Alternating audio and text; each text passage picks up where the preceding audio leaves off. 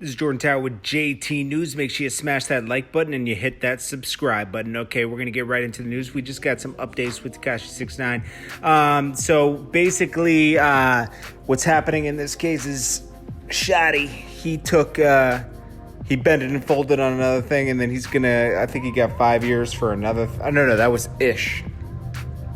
Ish was a getaway driver, so he got 5 years.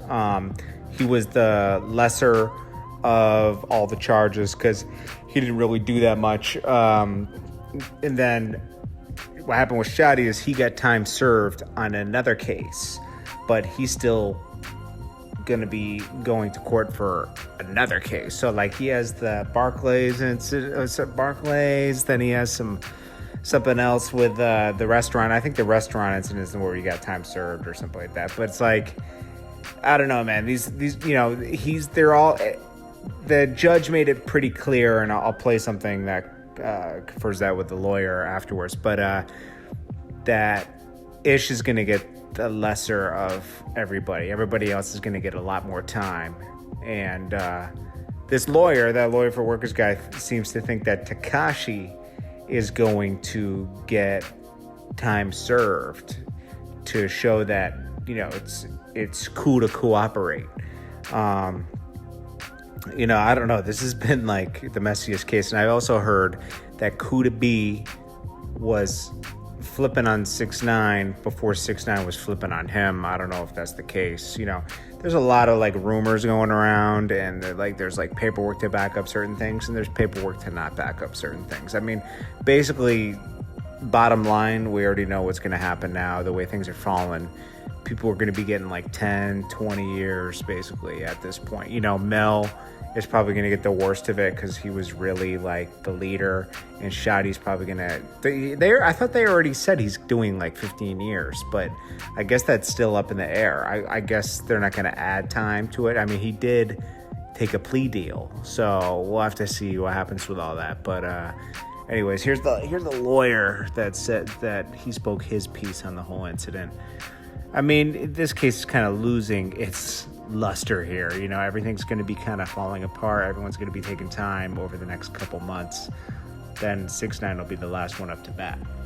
Update on the 6ix9ine case. The first defendant has been sentenced. Judge Engelmeyer, the Southern District of New York, sentenced Denard Butler to 5 years Fed time for his role in an armed robbery. A couple interesting things that came out at the hearing. First, you can expect all the defendants, other than Tekashi, all the defendants who didn't cooperate with the government to get a lot more than 5 years. The prosecutor mentioned that Mr. Butler's 5-year sentence was on the low end because he was the least culpable, had done the least serious crimes. His role was basically being the driver in an armed robbery and just being around when other stuff was happening. The other thing is the judge sees this as a gang violence case. He sees it as pretty black and white. This is what these guys were up to. This is what they were doing. It put the public at serious risk.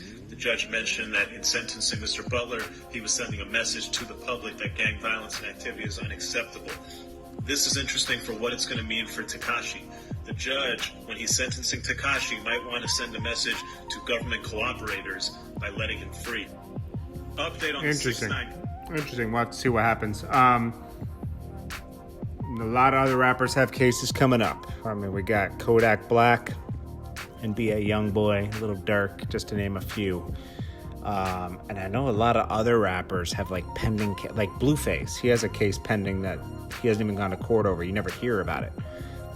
Remember, his whole career started with a case, and then he got another case after that. But you never hear about that stuff. Remember, he got caught with a weapon like a few months ago, and before that, he got caught in a high-speed chase back last year.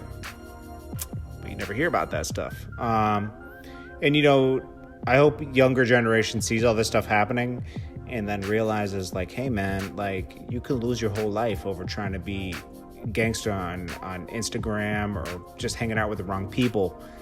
Stop, man. Stop. You got so much time ahead of you. And I know it seems like time seems to not be going for things seem to happening fast enough, and people want to like take the shortcut. Shortcut will always end badly, man. Just do it the hard way. It's worth it. Put the work in, do it the hard way, and do it the right way. Even if you got to work 3 jobs to get that money to invest in yourself, do it the right way. That's so important, man, because I'm sick of seeing all these kids going to jail or taking other people's lives and then paying the price, man. You know, that's what's happening with a lot of people now. So, you know, be very careful, please. Someone, if you're around someone young, you see them doing dumb stuff, pull them aside, man. Tell them, like, yeah, this isn't worth it, man. There's plenty of examples out here now that it's not worth it. Anyways, guys, I'll check you guys in the morning. I hope you guys have a good night. Peace.